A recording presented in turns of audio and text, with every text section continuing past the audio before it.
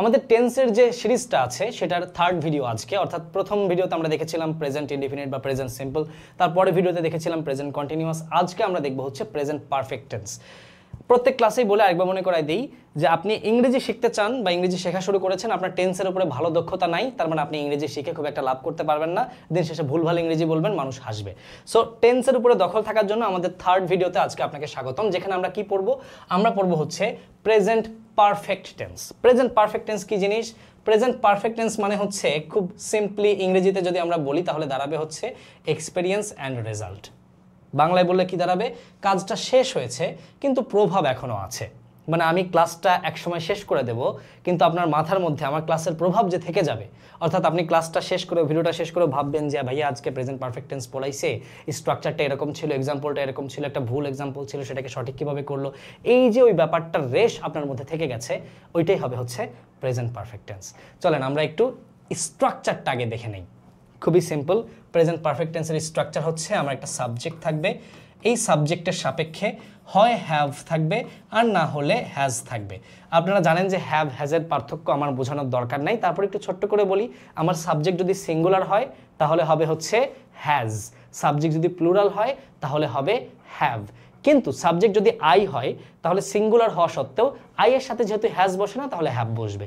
Simple. Subject থাকবে, have has থাকবে, তারপরে একটা ভার্ব থাকবে যেটার পার্টিসিপল ফরম্যাট বসবে। ঠিক আছে, যেরকম ডু, ডিড, ডান, এই ডান থার্ড ফরম্যাটটা বসবে, অথবা গো, ওয়েন্ট, গান, এই গান থার্ড ফরম্যাটটা বসবে, অথবা রিড, রিড, রিড, রিডের ক্ষেত্রে যেহেতু তিনটাই সেম হয় আমরা থার্ড ফরম্যাটেও রিডটাকেই বসাবো। এগুলো নিয়ে অনেক আলোচনা আছে, আপনারা বইটা খুলে দেখে নিতে পারবেন, আমি খুব সিম্পলি আপনাদেরকে বুঝিয়ে দিচ্ছি। সাবজেক্ট থাকবে, হ্যাভ হ্যাজ থাকবে, V3 থাকবে, এরপর আমার একটা অবজেক্ট থাকবে এবং একটা এক্সটেনশন থাকবে। এখানে সময় টময় আলাপ টালাপ অনেক কিছু থাকতে পারে, যেগুলো আমরা আবার পরবর্তীতে টেন্সের ফোর্থ ক্লাসে দেখব। আমরা আপাতত এই স্ট্রাকচার অনুযায়ী সেন্টেন্স কিভাবে দাঁড়ায় সেটাকে একটু ছোট্ট করে দেখে নেই, বুঝে নেই প্রেজেন্ট পারফেক্ট টেন্স আসলে কি। তিনটা উদাহরণ আছে ভাইয়া আপুরা, তিনটা উদাহরণ আমরা একটু দেখে নিব।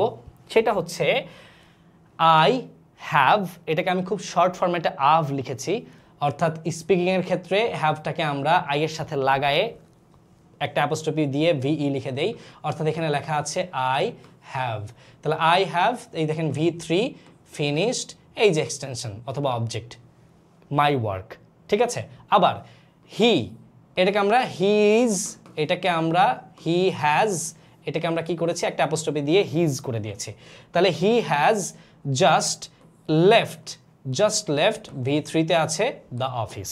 ঠিক আছে, আবার দেখেন I have never seen snow, V3 দিয়েছি, সাবজেক্টের সাথে সাবজেক্ট প্লাস হ্যাভ যুক্ত আছে, এই যে V3 আসলো এর সাথে আসলো হচ্ছে এক্সটেনশন বা object. As simple as that. স্ট্রাকচারটা মনে রাখবেন এবং মনে রাখবেন কখন হবে। তাহলে আমি একটু যদি সামারাইজ করি, কি দাঁড়ালো?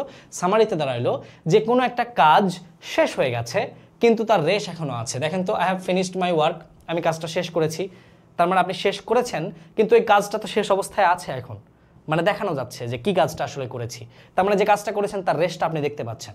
আবার হি has just left the office, মানে অফিসটা তো ওই জায়গায় আছে, অফিসটা সে ছেড়ে আসছে, কাজটা শেষ কিন্তু রেস্টটা থেকে গেছে, রাইট? তাহলে যখন কোনো কাজ শেষ হয়ে যায় কিন্তু তার রেস্টটা থেকে যায় তখন ওটা প্রেজেন্ট পারফেক্ট টেন্স হয়। স্ট্রাকচারটা কি? খুবই সিম্পল, আমার সাথে বলেন, সাবজেক্ট প্লাস ভার্ব V3 হবে, কিন্তু সাবজেক্ট আর V3 এর মাঝখানে কি বসবে? হ্যাভ অথবা হ্যাজ। তাহলে পুরোটা কি দাঁড়াবে?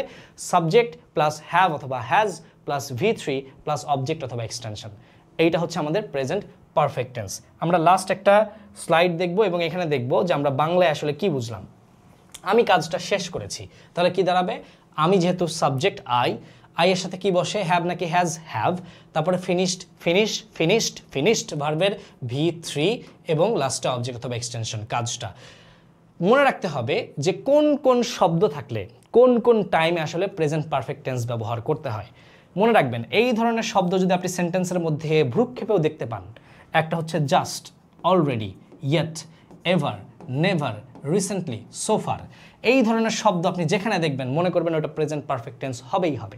জাস্ট মুখস্থ করে ফেলেন, আমার সাথে দুইবার বলবেন। এক, just, already, yet, ever, never, recently, সোফার। আবার just, already, yet, ever, never, recently, সোফার। আরেকবার bonus, just, already, yet, ever, never, recently, সোফার। এইভাবে যদি আপনি মুখস্থ করে ফেলতে পারেন এবং এই শব্দগুলোকে যদি আপনি কোনোভাবে সেন্টেন্সের মধ্যে দেখেন, মনে রাখবেন আমার সেন্টেন্সটা হবে প্রেজেন্ট পারফেক্ট টেন্স, স্ট্রাকচার হবে সাবজেক্ট প্লাস হ্যাভ অথবা has plus V3 plus object অথবা এক্সটেনশন। সো এই ধরনের হেল্পফুল 3টা করে ক্লাস যদি আপনি প্রতিদিন পেতে চান, আমাদের পেজটাকে ফলো করতে অবশ্যই ভুলবেন না।